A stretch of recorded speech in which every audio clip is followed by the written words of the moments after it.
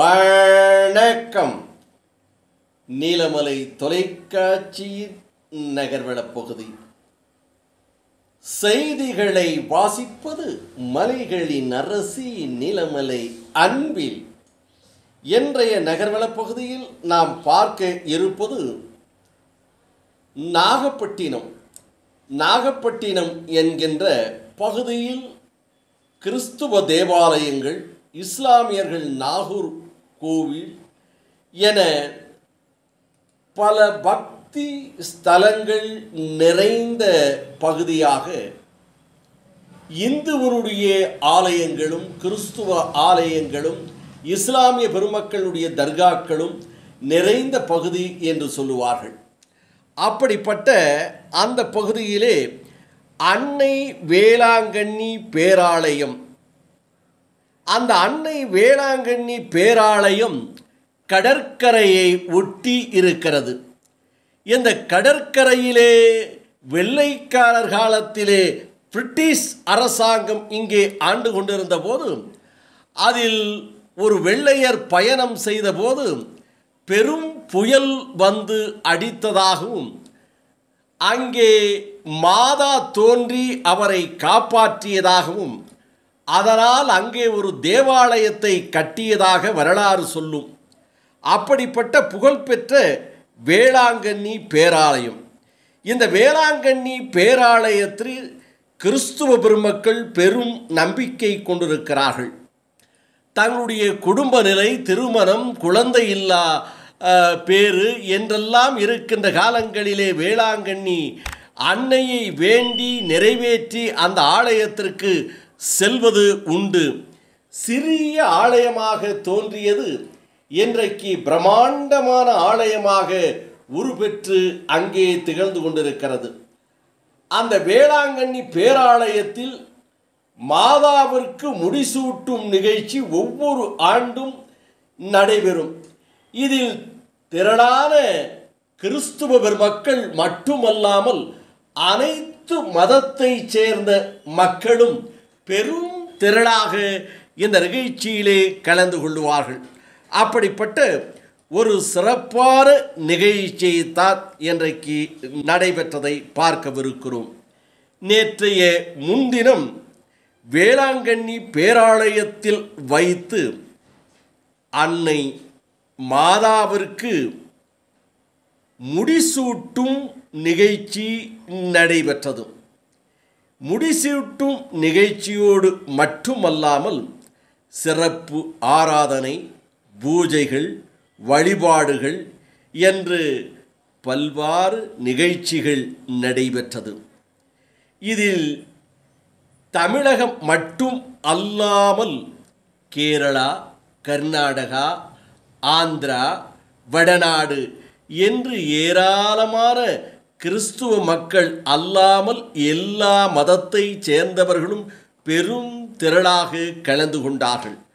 இந்த ஆலயத்திற்கு வருகின்றவர்களுக்கு இங்கே தங்கும் விடுதியும் உண்டு.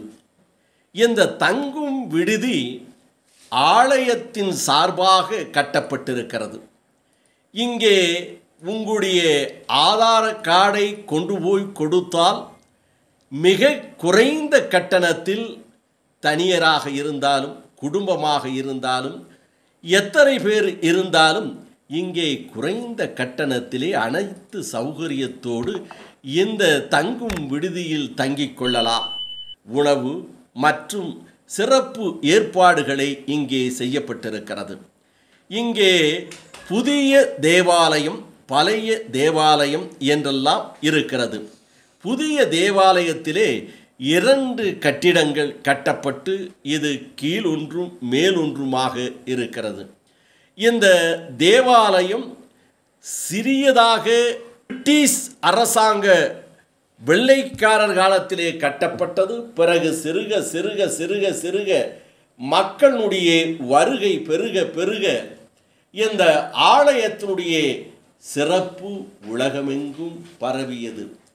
இதனுடைய அருள் பாலிப்பு வேளாங்கண்ணியை வேண்டினால் நிறைவேறும் என்ற நம்பிக்கை மக்கள் மத்தியிலே அதிகளவு உதித்தது, தோன்றியது, நிறைவேறியது. இதனால் அந்த தேவாலயத்திற்கு காணிக்கையாக பல லட்சங்கள் என்று கோடிகளாக குவியத் தொடங்கியது. ஆலயமும் சிறிதாக இருந்து வளர்ந்து இன்றைக்கு பெரிய ஆலயமாக உருவெற்றிருக்கிறது.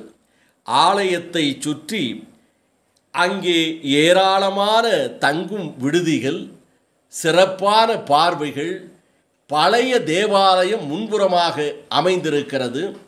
அருகிலே கடற்கரை, கடற்கரையை ஒட்டி ஏராளமான சிறு வியாபாரிகள் இந்த தேவாலயத்தில் வருகின்ற மக்களை நம்பி ஆயிரக்கணக்கான மக்கள் பிழைத்து கொண்டிருக்கிறார்கள். வருகின்ற மக்களை நம்பி வியாபாரிகளும் நல்ல வியாபாரம் ஆகுகிறது என்று சொல்லியிருக்கிறார்கள்.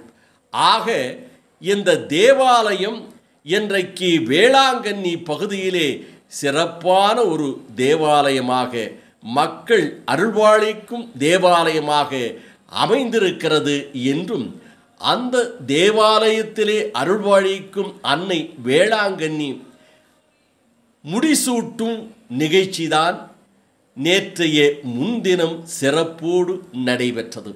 இதில் கலந்து கொண்ட மக்கள் சிறப்பு ஆராதனை, வழிபாடுகள், பூஜைகள் என்று நடைபெற்றதை நாம் காண்போம்.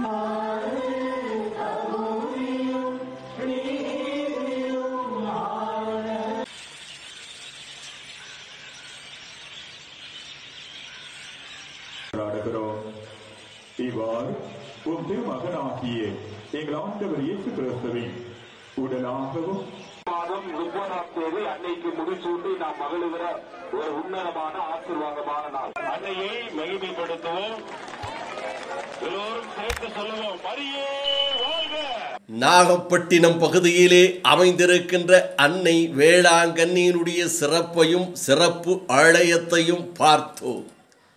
அன்னை வேளாங்கண்ணிக்கு முடிசூட்டும் நிகழ்ச்சி வெகு விமர்சையாக பக்த கோடிகள், கிறிஸ்துவ பெருமக்கள் மட்டுமல்லாமல் இஸ்லாமிய பெருமக்கள், இன்னும் மற்ற மதத்தினை சேர்ந்தவர்களும் பெரும் திரளாக கலந்து கொண்டார்கள் என்று நமது சிறப்பு செய்தியாளர் ஆசா அமீத் அவர்கள் வேளாங்கண்ணி பகுதியிலே இருந்து இதனை நமது நகர்வளப் பகுதிக்கு தெரிவித்ததாக நமது செய்தியாளர் தெரிவித்திருக்கிறார் பிரசாத் அவர்கள். இத்தோடு நகர்வளம் நிறைவு பெறுகிறது. வணக்கம்.